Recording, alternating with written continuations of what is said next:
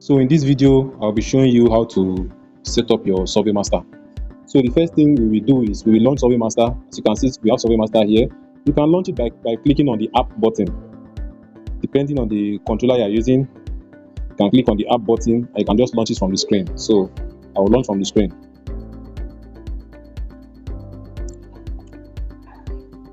Okay. Device connected. Base. Internal radio. So it has connected to my last Device disconnected. receiver. Let's just talk about the general settings of the Survey Master. Okay, so for the general settings, you see this 3-line button here at the top left corner. These 3-line buttons, you come down to settings. You see the general settings here. Yeah, so let me show you a few things. Look at this coordinate order. Coordinate order, you can come here and change it to easting nothing. By default, it comes as nothing easting. Change it to easting nothing because usually that's how we plot our coordinates in AutoCAD. You can also come to interface style and choose the classic theme.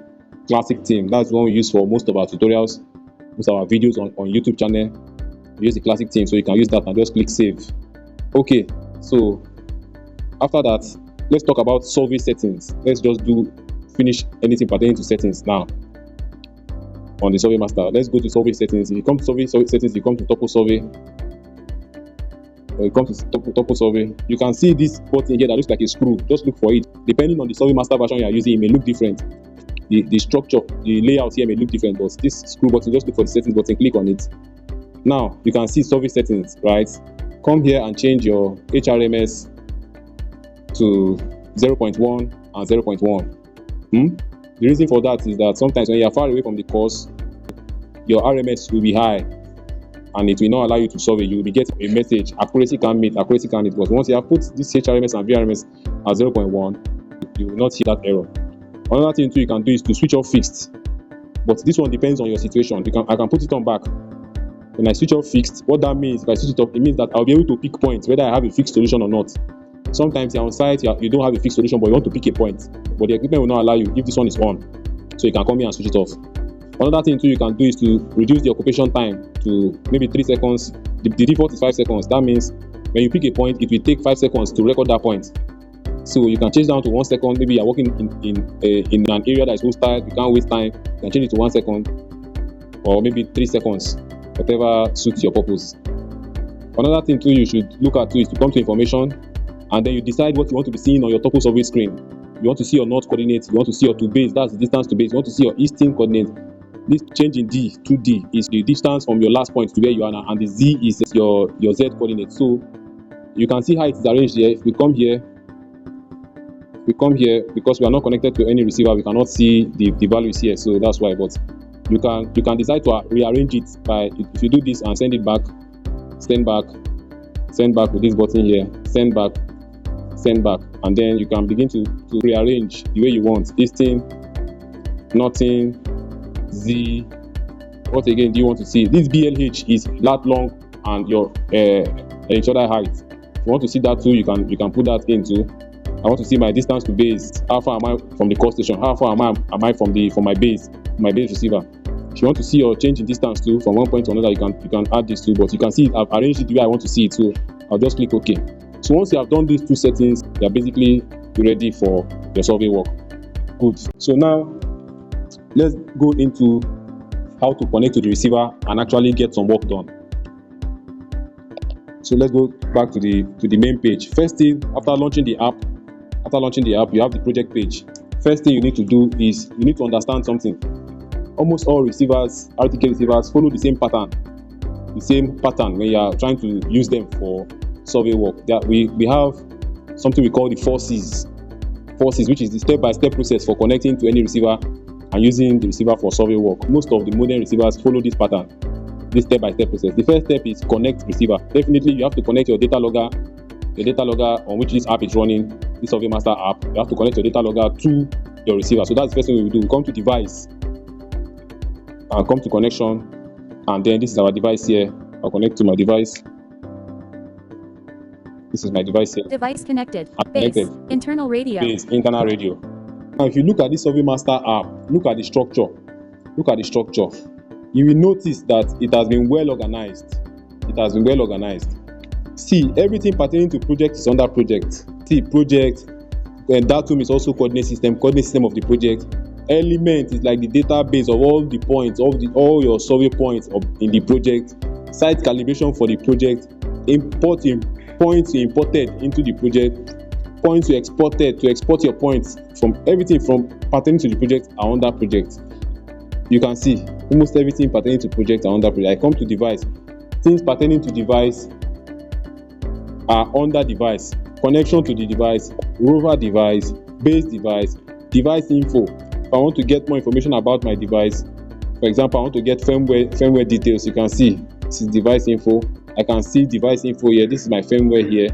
You can see this is my firmware. So everything pertaining to device, position info, position of the device, to register the device to, everything is under. To log static on my device, static data for post-processing is under device. If you come to survey, everything pertaining to survey is under survey. Topo survey, stake point, card, everything pertaining to survey is under survey. Then tool that can help you do things quickly. If you want to calculate the area of a land, if you want to calculate volume, Kogo, if you want to measure distance between 2 points, you can see. This is the general layout of the survey master. Now, let's talk about the 4C's. Let's talk about the 4C's. We've done the first one, which is connect receiver. The second one is create project. So for every job you are doing, it's good to create a project. For example, if you are working in today Delta State, you put Delta State project. You can call it Delta project.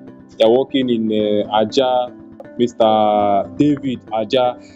You go and work tomorrow in Ogun State for a client. You say Mr. Felix, Ogun State. For each job, you create a project. So I'll come to project, and I'll just create a new project. I'll call it training, and I'll just click OK. It will take me here from this page. It will take me to the coordinate page. I've created these ones before, and I'll just select one. I'll just choose the coordinate system I want to use. I'll click, depending on the survey master version you are using.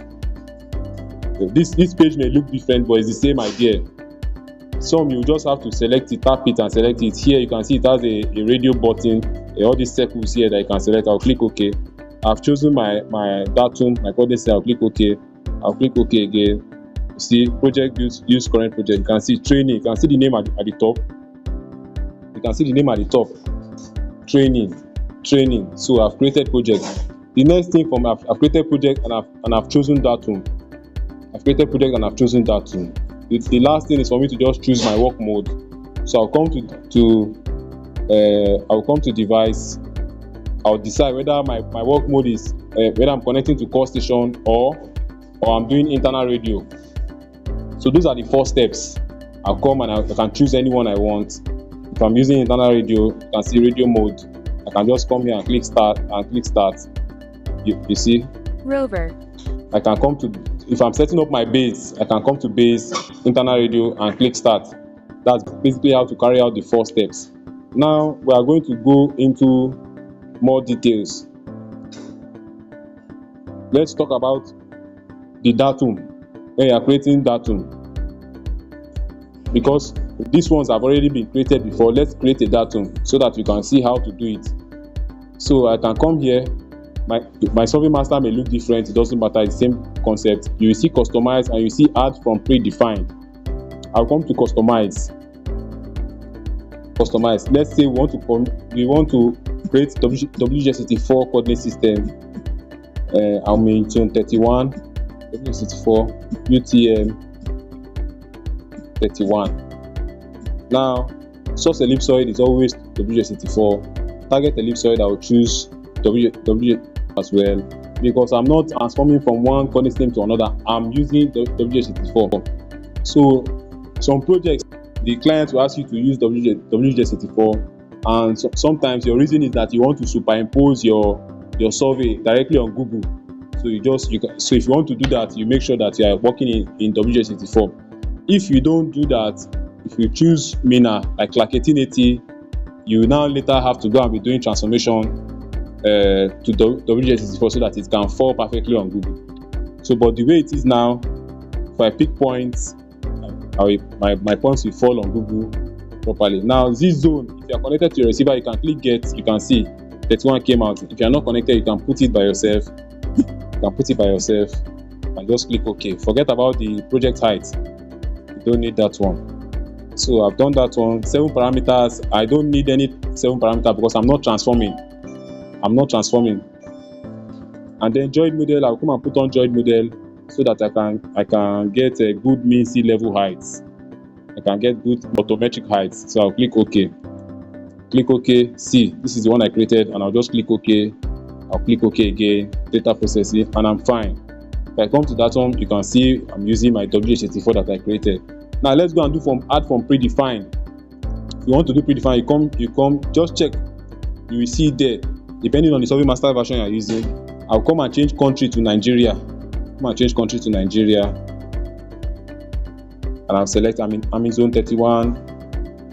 If you're in zone 32, you can also do that. You can click zone 32. You can see it here. So you just select it and click OK. You see, that's all. You click OK again, and that's all. It will come out. You can see zone error. Do you want to continue? I'll say cancel because I'm not in zone 32. So that's a quality control check. It's a quality control check. I'm not in zone 30, so I'll just delete this one because I'm not in zone 32. I'm in zone 31. So I've shown you how to create coordinate system for Datum. So don't forget, connect receiver. Once you have created the coordinate system, it will be there. You don't need to create it again. So I go to project Datum. It will be there. This is one I created before. Here here on your receiver you may see Datum store. It's the same thing. See this one I created is here. Maybe Datum store is the same thing. So we are done with this one.